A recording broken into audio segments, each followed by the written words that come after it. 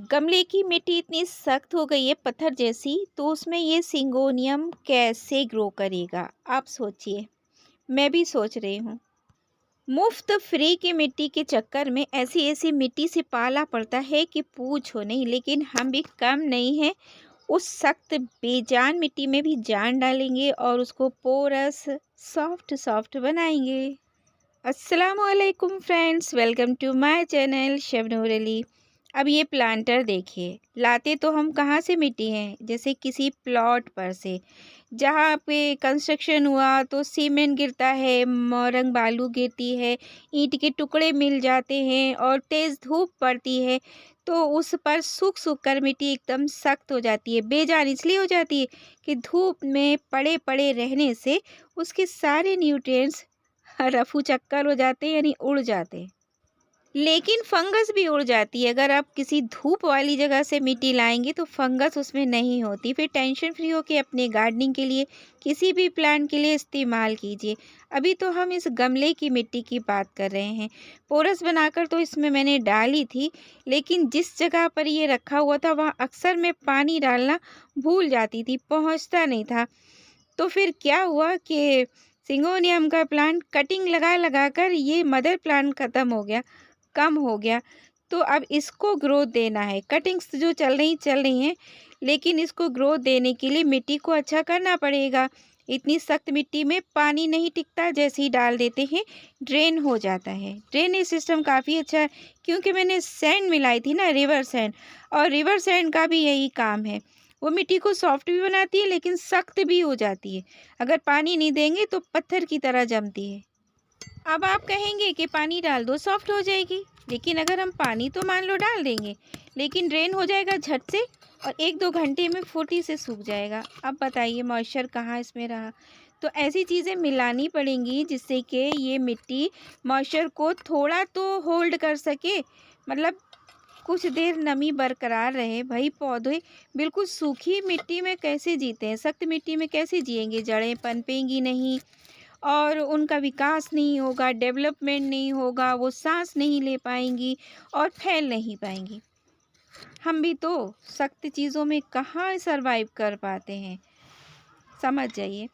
तो फिर ये देखिए, मिट्टी को पहले तो फोड़ लेना है। फोड़ने पर ये सॉफ्ट हो गई, लेकिन इसमें रिवर सैंड मिली हुई है तो मैं अब इसमें नहीं मिलाऊंगी। मुझे इसको सॉफ्ट बनाना है। सॉफ्ट बनाने के लिए मैंने, आप कोकोपीट हो तो इस्तेमाल कीजिए, मैं नहीं करती, लाती ही नहीं हूँ। मैं यहाँ धान की भूसी यानी राइस हस्क का इस्तेमाल करी हूँ। पानी डालते डालते कुछ तो डिकम्पोज हो चुकी है, वैसे ये डिकम्पोज होती ही है। फिर हम इसमें अंडे के छिलकों का इस्तेमाल करेंगे कैल्शियम के लिए, और राख का इस्तेमाल करेंगे पोटेशियम, कैल्शियम, नाइट्रोजन, फास्फोरस, सब के लिए, फंगिसाइड के लिए। और गोट मैन्योर यूज़ करेंगे सिर्फ नाइट्रोजन के लिए। और वो खाद भी तो मिट्टी को सॉफ्ट बनाती है। जो लोग मिट्टी बनाते हैं वो जानते हैं कि ये सब चीज़ें कितनी ज़रूरी हैं। देखिए खुरदुरी चीज़ें कितनी ज़रूरी हैं, जैसे मोरंग, अंडे के छिलके, इसको हमने पीस दिया है ना। अब कैल्शियम तो बहुत सिलो मिलेगा, बहुत सिलो, लेकिन इसका टेक्सचर देखिए खुरदुरा। अब ये खुरदुरा जब मिट्टी में मिलेगा तो मिट्टी को सॉफ्ट बना देगा। इसके क्रश करने की आवाज़ सुनिए राइस हस्क की, कितनी सूखी हुई है देखिए। अब तोड़ रही हूँ तो ये छोटे छोटे पार्टिकल्स में चेंज हो रही है। ये कोकोपीट तो ऐसा होता है ना, उसमें खुद के न्यूट्रिएंट्स नहीं होते हैं, लेकिन राइस हस्क में होते हैं। तो उससे अच्छा है कि ये धान की भूसी जो कि फ्री में, जहाँ चावल वगैरह कूटे जाते हैं वहाँ मिल जाती है, ऐसी मिल पर वहाँ मिल जाती है। अच्छा, गोट मैन्योर की बात कर लेते हैं। इसको इस्तेमाल करना क्यों अच्छा रहता है? क्योंकि ये डिकम्पोज़ होने में टाइम बिल्कुल नहीं लेती। धूप में सुखा दीजिए, फंगस निकल जाती है और बस तैयार है। छोटी-छोटी मेंगनियाँ हैं, मिट्टी में जब ये गोलियाँ मिक्स होती हैं तो पता उसको एक पोरस बना देती हैं, मतलब वहाँ एरेशन अच्छा हो जाता है और वो भीगी-भीगी रहती, पानी होल्ड करती हैं। तो ये थोड़ी-थोड़ी टूटी हैं और थोड़ी पिस गई हैं। अब ये मिट्टी को बड़ा अच्छा-सा बना देंगी, पोरस, सॉफ्ट और ताकत तो देंगी ही देंगी। भई अगर आप गार्डनिंग की शुरुआत करना चाहते हैं ख्वाहिशमंद हैं पौधे लगाने के लिए तो ये वीडियो बिना स्किप किए देखिएगा। एक-एक चीज़ थोड़ा डिटेल में बता रही हूँ। बहुत लॉन्ग वीडियो नहीं है, 6 मिनट में कुछ सीखने के लिए कुछ नहीं जा रहा है।